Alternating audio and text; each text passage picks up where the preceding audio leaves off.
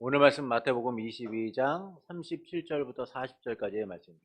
예수께서 이르시되 내 마음을 다하고 목숨을 다하고 뜻을 다하여 주 너의 하나님을 사랑하라 하셨으니 이것이 크고 첫째 되는 계명이요 둘째도 그와 같으니 내 이웃을 내 자신과 같이 사랑하라 하셨으니 이 계명이 온 율법과 선지자의 강령이니라. 아멘. 지난주 우리는 진정한 회개에 대한 부분들을 함께 살펴보았습니다.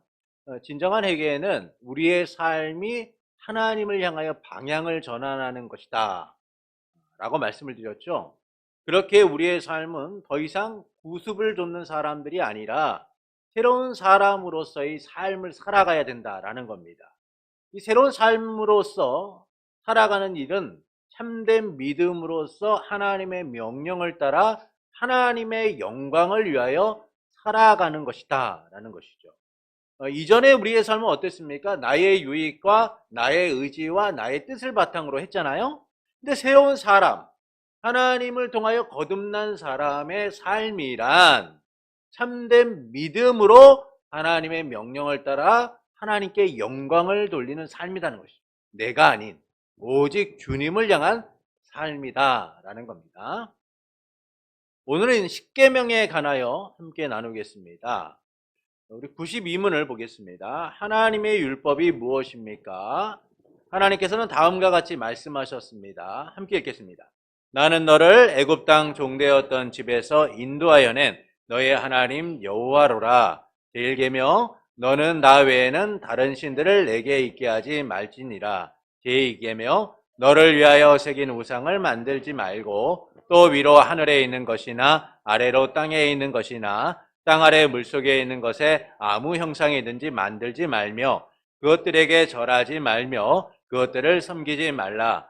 나 여호와 너의 하나님은 질투하는 하나님인즉 나를 미워하는 자의 죄를 갚되 아비로부터 아들에게로 3, 4대까지 이르게 하거니와 나를 사랑하고 내 계명을 지키는 자에게는 천대까지 은혜를 베푸느니라. 제3계명 너는 너의 하나님 여호와의 이름을 망령되이 일컫지 말라.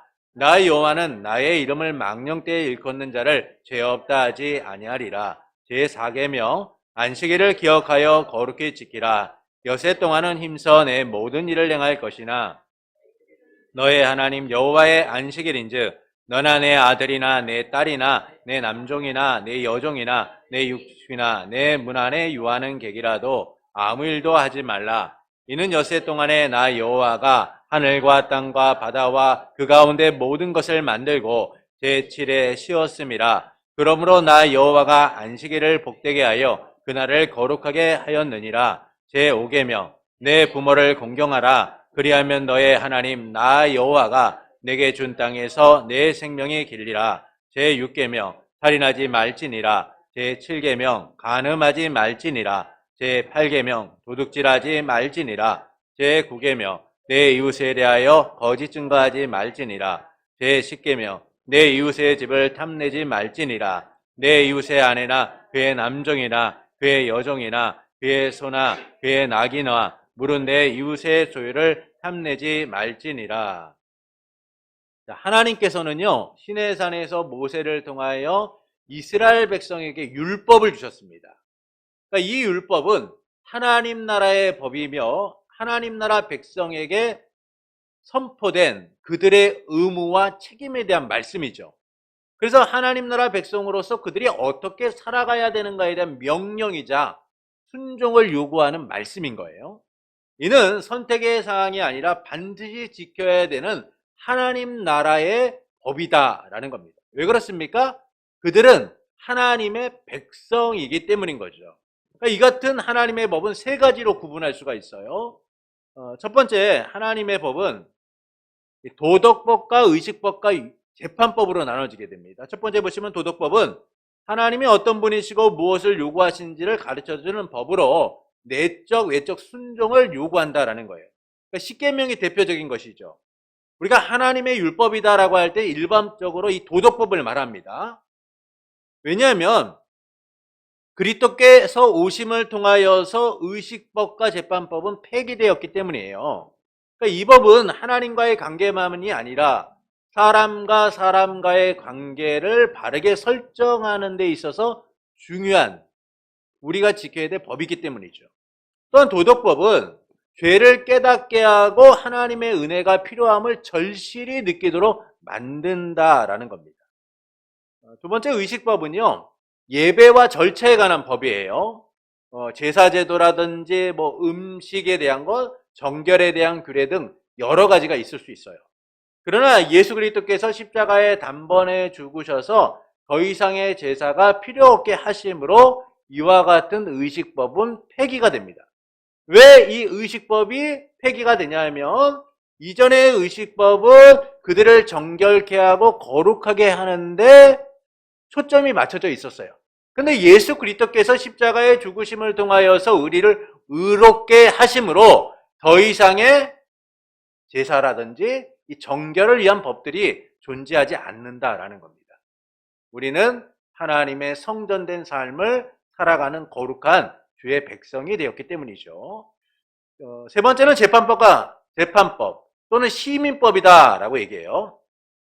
이는 질서와 통치를 위한 사회적 또는 사법에 관한 법입니다. 그래서 재산권이라든지 손해배상의 규례라든지 또는 어떤 문제, 사건에 대한 형벌이라든지 이와 같은 법을 이야기해 주는 거예요. 그러니까 하나님 나라 백성인 이스라엘을 다스리기 위한 법입니다. 곧 공의와 정의가 바르게 실현되도록 하기 위한 것이죠.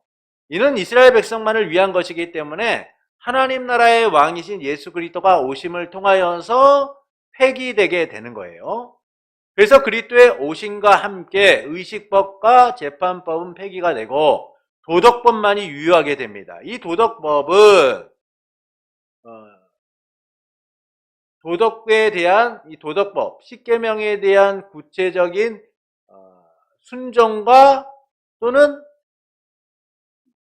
지킴을 통하여서 우리에게 구속력을 갖는 것이 아니라 그 도덕법이 갖고 있는 정신이 우리에게 계승이 되어서 삶의 구범으로서의 구속력을 갖는다는 거예요. 그러니까 구약 성경에서 율법을 줬을 때의 구속력과 같은 것이 아니라 그 정신이 그대로 우리에게 옮겨져서 더 나은 하나님 백성들의 삶으로서의 구속력을 갖는다는 겁니다. 왜냐하면 예수 그리스도께서 율법의 완성을 이루셨기 때문이죠. 그래서 하나의 예를 들면 예전에는요 이혼이라는 걸 할 때 구약 성경에서 구약 시대 이혼이라는 걸 할 때 하나님께서 뭐라고 말씀하면 이혼의 증서를 주라라고 말씀하세요. 왜 이혼의 증서를 줘요?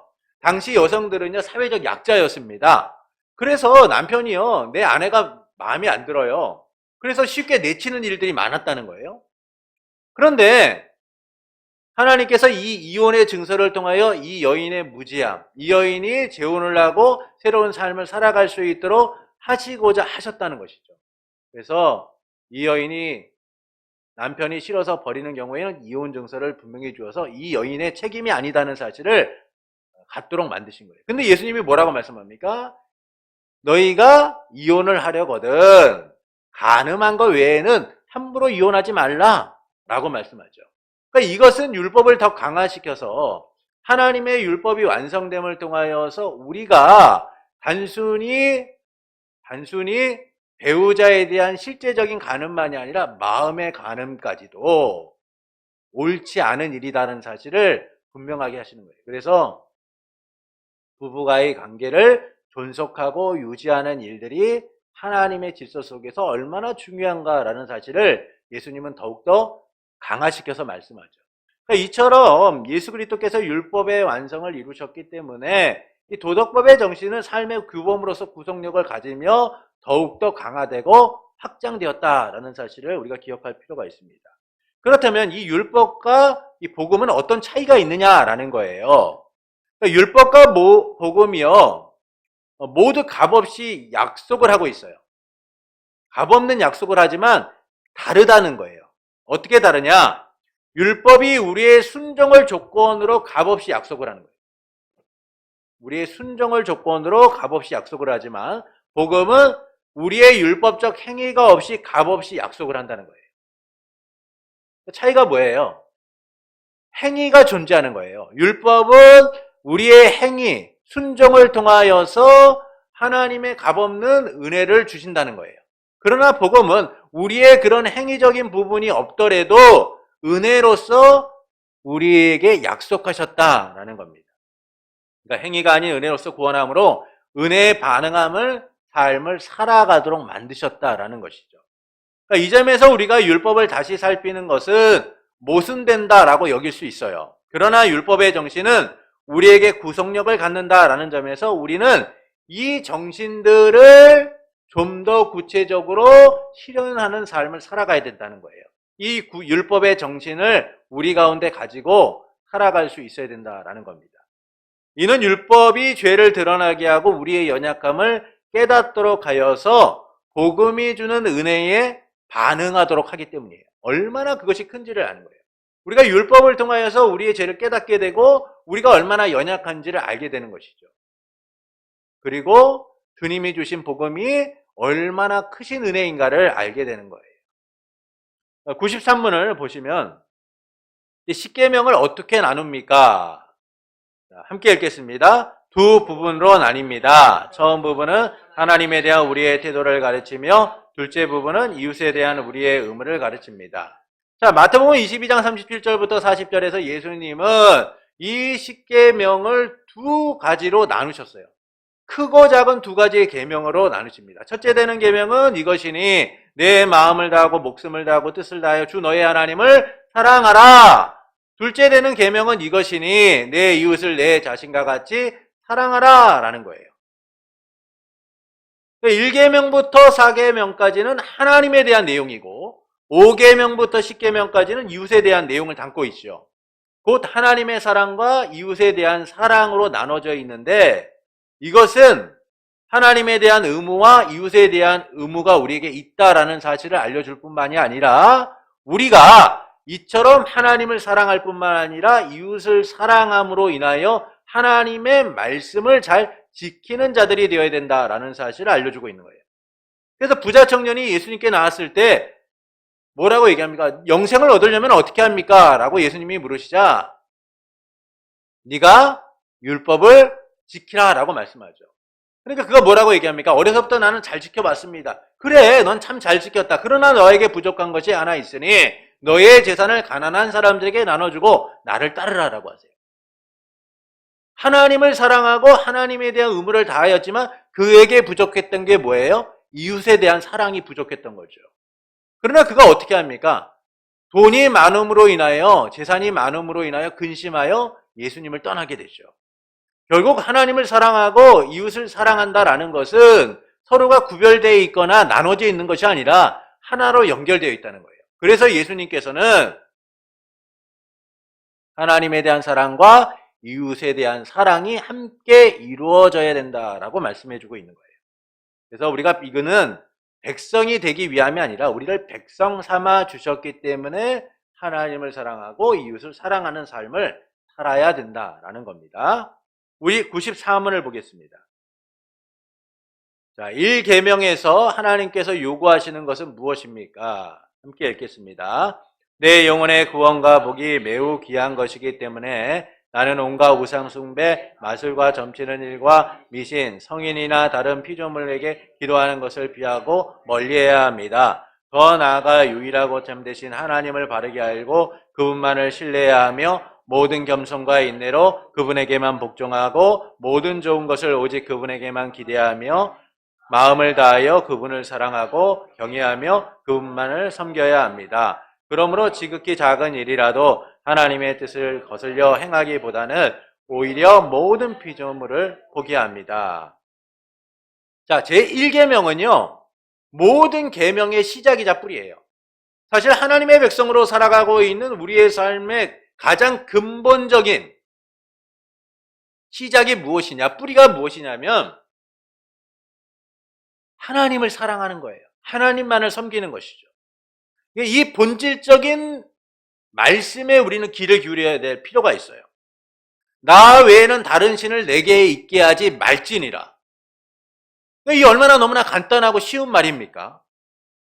그런데 이 간단하고 쉬운 것처럼 보이는 제1계명은 사실 우리가 가장 쉽게 범하고 어기는 죄라는 거예요. 모든 죄의 시작은 바로 이 1계명을 지키지 않음으로부터 비롯되기 때문인 거예요. 제1계명을 통하여 하나님이 요구하시는 바가 무엇입니까? 1번을 보시겠습니다. 구원과 복이 매우 귀함을 알고 온갖 우상숭배, 마술과 점치는 일과 미신, 성인이나 다른 피조물에게 기도하는 것을 피하고 멀리해야 된다.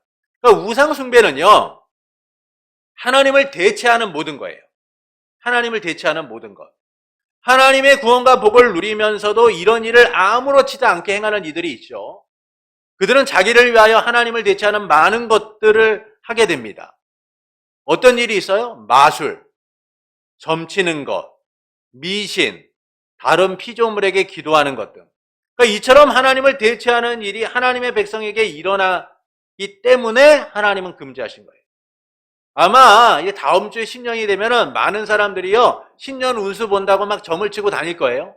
근데 안타깝게도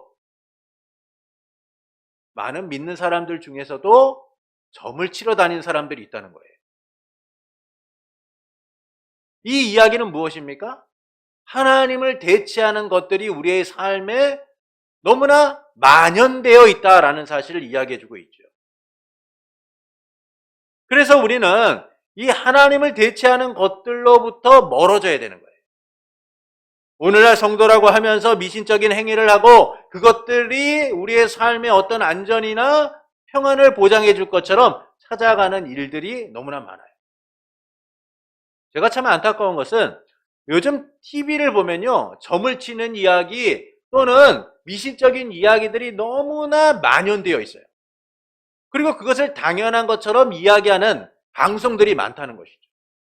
그런데 이런 것들을 보면서 많은 성도들이 무분별하게 아무렇지도 않게 그것들을 받아들이고 자기도 모르게 그 일들을 행하고 있다는 거예요. 그러나 이런 일들은요, 하나님 섬김을 부정하는 일이고 매우 악한 것이다 라는 겁니다. 본질적으로 하나님과의 관계를 철저하게 끊는 일이다 라는 것이죠. 두 번째는 이 참되신 하나님을 바르게 알고 신뢰하며 복종하고 섬겨야 함을 알려주는 거예요. 하나님을 바르게 알고 신뢰하지 못하면 어떤 일이 일어나요? 그분을 섬기지 못하는 거예요. 여러분, 내 배우자를 신뢰하지 못하면 어떤 일이 일어나요? 의심하게 되죠. 우리 남편이 오늘 조금 늦게 들어왔는데 저 사람 누굴 만났지? 아내가 어디 갔다가 집에 없으면 아니 이 여자가 도대체 어디를 갔지? 신뢰하지 못하면 우리 안에 의심이 싹 트는 거예요. 근데 신뢰하면 어떻습니까? 아니 뭐 일이 있나 보지 뭐. 그렇게 넘어가잖아요. 여러분, 우리 안에 하나님을 신뢰하는 마음이 생기지 못하면 우리 안에 어떤 일이 일어나냐면 하나님이 아닌 다른 것들을 바라보는 거예요. 불안이, 염려가 하나님이 아닌 다른 것들을 바라보게 되고 살아가도록 만드는 거죠. 여러분, 이스라엘 백성이 하나님과 함께 하면서도 그들이 하나님을 신뢰하지 못했을 때 어떤 일이 일어납니까? 우상을 숭배하잖아요. 우상을 숭배하는 일이 나타나는 거예요. 하나님께 등을 돌리는 일들이 일어나는 것이죠. 하나님이 그들에 대하여 뭐라고 말씀합니까? 그들의 무지로 말미암아 심판받는다라고 말씀해요. 그들의 무지로 말미암아 하나님을 버렸다라고 말씀하죠. 하나님을 바르게 알지 못하고 신뢰하지 못하며 결국 그분을 온전히 섬기지 못하기 때문이에요. 그래서 하나님이 어떤 분이신지를 기억하라는 거예요. 하나님이 누구인지를 제대로 알아가라라는 겁니다. 그때에 우리는 하나님을 바르게 신뢰하게 되고 섬기고 순종하게 되는 것이죠. 세 번째는 이 작은 일이라도 하나님의 뜻을 거슬려 행하기보다는 오히려 모든 피조물을 포기해야 된다는 거예요. 주님은 하나님과 재물을 함께 섬길 수 없다라고 말씀하세요. 그러니까 이것은 하나님을 섬기는 데 있어서 타협이란 존재하지 않는다는 거예요. 타협이란 존재하지 않는다는 것이죠. 그러니까 여호수아는 죽음을 앞에 두고 이스라엘 백성에게 하나님을 섬길 것인지 아니면 저 가나안 땅의 우상들을 섬길 것인지 선택하라라고 얘기합니다. 그러면서 자기와 그 집안은 하나님을 섬기겠다라고 선언을 하죠. 그러니까 하나님을 섬기는 데 있어서 타협이 존재하냐? 그렇지 않다는 거예요. 우리는 하나님을 섬길 것인지 아니면 세상을 섬길 것인지 선택만이 남아있는 거예요. 하나님의 은혜로 우리가 하나님을 섬기고 살아가는 이 삶을 끊임없이 붙들고 살아가야 될 의무가 여기 있는 것이죠. 그렇지 않으면 우리는 하나님을 섬기는 일이 아닌 다른 것들을 통하여서 우리의 삶을 지속하고 안전을 추구하게 되는 거예요. 그래서 하나님께서 우리에게 하나님을 섬기는 일은 모든 것을 포기하는 것이다 라고 말씀하세요. 그것은 뭐예요? 세상의 가치를 포기하고 하나님만이 우리의 삶의 최고의 가치이심을 인정하고 살아가라는 거예요. 마태복음 6장에서 예수님께서 뭐라고 말씀합니까? 너희가 무엇을 먹을까, 무엇을 마실까, 무엇을 입을까 염려하지 말라. 그것이 이야기하는 바가 뭐예요? 세상의 가치로 살아가는 저들처럼 너희가 살아가지 말고 이제는 하나님을 가치에 두고 하나님이 우리의 삶의 주권자이심을 인정하고 하나님의 통치를 인정하는 가운데 살아라. 그리하면 너희에게 필요한 모든 것을 아시고 채우시리라. 여러분, 이것이 바로 하나님을 가치에 두고 살아가는 삶인 거예요. 하나님을 위하여 모든 것을 포기하고 살아가는 삶. 여러분, 돈이 1억이 있는 사람이요, 10,000원을 얻기 위해서 1억을 포기하는 일은 없겠죠. 만약에 1억이 있는데 10,000원을 얻기 위해서 1억을 포기하는 자가 있다면 우리는 그 사람을 어리석은 자다라고 이야기할 거예요. 그런데 이런 일들이 우리의 삶 가운데 일어나고 있어요. 하나님을 포기하면서 저 썩어지고 사라질 하찮은 것들을 우리의 삶의 주인으로, 우리의 삶의 전부로 여기고 살아가고 있다는 것이죠. 그래서 작은 일이라도 하나님의 뜻을 거슬려 행하기보다는 그 모든 것들을 포기하면서까지라도 하나님을 선택하는 삶, 하나님을 섬기는 삶이 되어야 된다라는 겁니다. 하나님보다 우선하는 모든 것들을 내려놓고 하나님을 섬길 때에 우리는 나 외에는 다른 신을 내게 있게 하지 말지니라는 그 하나님의 말씀대로 살아갈 수 있게 되는 것이죠. 95문을 보시겠습니다. 함께 읽겠습니다. 우상숭배란 무엇입니까? 우상숭배란 말씀으로 자신을 계시하신 유일하고 참되신 하나님 대신 혹은 하나님과 나란히 다른 어떤 것을 신뢰하거나 고안하여 소유하는 것입니다. 자, 우상숭배는요, 하나님을 아는 참된 지식과 믿음에 철저하게 어긋나는 거예요. 하나님을 알고 있는 그 지식과 믿음에서 어긋나 하나님과 어떤 것을 나란히 두거나 또는 그것을 신뢰하는 일인 것이죠. 이처럼 우상숭배는 하나님의 말씀에서 어긋날 거예요. 하나님과 나란히 놓거나 하나님을 대체하는 모든 것들을 이야기하는 겁니다. 이것을 하나님은 뭐라고 말씀하세요? 간음했다, 음행했다라고 말씀해요. 그러니까 하나님의 백성은 하나님의 아내로서 정결한 의무를 살아야 될 책임이 있는 거예요. 그래서 하나님께서는 이스라엘의 우상숭배를 간음했다라고 얘기하죠. 가끔 텔레비전을 보면은 우리나라가 바람의 나라인가 아닌가라고 생각이 될 정도로 정말 부부간에 바람을 피는 일들이 많더라고요. 정말 충격적인 이야기들이 너무나 많아요. 여러분, 이것은 나의 남편 되고 아내 된 배우자에 대한 말할 수 없는 모독이자 모욕인 거예요. 해서는 안 되는 일인 것이죠. 그런데 오늘날 많은 이들이 그런 일들을 아무렇지도 않게 행하면서 살아가고 있다는 거예요. 근데 주님은 오늘 우리가 그런 존재들이 되지 않기를 원하시는 거예요. 하나님만을 온전히 섬기고 하나님의 정결한 아내와 신부로서 살아가기를 원하시는 거죠. 그래서 주님은 우리가 음행하고 간음하는 자들이 아니라 하나님의 말씀과 하나님의 기준을 따라서 오직 하나님만을 높이고 예배하고 살아가기를 원하시는 겁니다. 그러니까 이처럼 우상숭배는 하나님을 대체하는 우리의 생각과 기준, 그 외의 모든 것을 말하는 거예요. 그래서 우리는 하나님을 섬기고 예배하는데 방해되는 모든 것을 철저하게 제거해야 되는 거예요. 하나님보다 우선하는 것들을 내려놓고 하나님의 뜻을 우선하고 하나님의 말씀을 우선하고 하나님이 우리에게 원하시는 삶을 따라갈 수 있어야 하는 것이죠. 앞서 부자 청년의 이야기를 한 것처럼 오늘 우리는 하나님을 섬긴다라고 하면서 하나님의 가치와 세상의 가치를 함께 두고 살아가려고 해요. 그러다 보니까 하나님을 위하여 포기해야 되는 것들을 포기하지 못하고요. 오히려 하나님을 포기한 채 세상의 것들을 붙들고 살아가는 모습들을 보게 되죠. 그러나 그것들은 결국 우리의 삶을 하나님으로부터 멀어지게 만드는 거예요. 지금 우리의 삶 가운데 가장 필요한 것은요, 세상의 물질과 세상적인 어떤 것들이 아니라 하나님을 섬기는 거예요. 그분을 섬길 때 우리의 삶이 진정한 평안과 안식을 누리고 하나님의 주권적 통치 속에서 살아갈 수 있게 된다라는 겁니다. 안타깝게도 하나님을 섬긴다라고 하면서 우리 주변에 얼마나 많은 우상들이 있습니까? 우리가 중독되어서 하나님보다 더 많이 사랑하는 것들, 하나님보다 더 우선하는 것들. 그럼 그런 것들이 우리 삶 가운데 있다면 이제는 내려놓고 하나님을 섬기는 삶을 살아갈 수 있어야 돼요. 하나님을 섬기는 일들이 사실 어렵고 힘든 일은 분명합니다. 왜냐하면 세상처럼 자기의 뜻대로 자기가 원하는 대로 살아가는 것과 달리 우리는 하나님의 말씀을 기준으로 살아가야 하기 때문에 때로는 내려놔야 되는 것들, 때로는 포기해야 되는 것들, 때로는 멈춰야 되는 것들이 있기 때문이죠. 그래서 일이 때론 힘들고 어려울 수도 있어요. 그러나 주님은 우리에게 분명하게 말씀합니다. 세상의 허탄한 것들을 통하여서 너의 삶이 헛되지 않도록 하라라고 말씀하세요.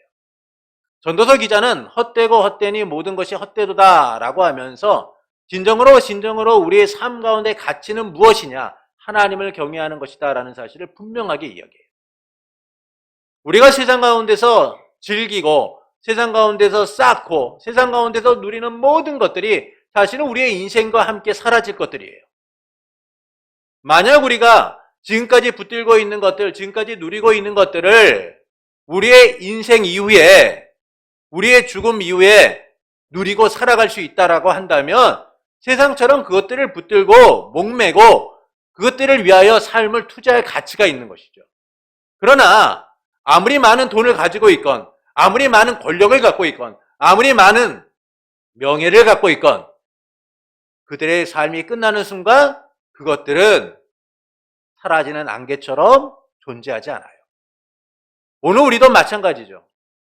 그래서 우리는 우리의 삶의 영혼을 약속하시고 우리의 삶의 생명을 약속하시고 우리의 삶의 모든 것을 약속하신 그 하나님을 바라볼 수 있어야 돼요. 헛되고 헛된 인생이 아니라 하나님을 섬기고 경외함을 통하여 우리의 삶의 존재 가치가 어떤 것인가를 발견하며 살아갈 수 있어야 된다라는 겁니다. 너는 나 외에 다른 신을 내게 있게 하지 말지니라. 너무나 간단한 이 한 줄의 말씀이 사실은 우리의 삶을 지탱하고 우리의 삶의 기준을 정하고 우리가 나가야 할 바를 가르쳐주는 아주 중요한 말씀인 것이죠. 그래서 우리가 주님만을 바라보게 될 때 우리는 세상이 아닌 오직 주님을 향하여 눈을 들고 주님을 찾고 주님의 도우심을 누리는 복된 삶을 살아가게 되는 겁니다. 이스라엘 백성이 하나님을 바라봤을 때 그들의 삶은 평안으로 가득했습니다.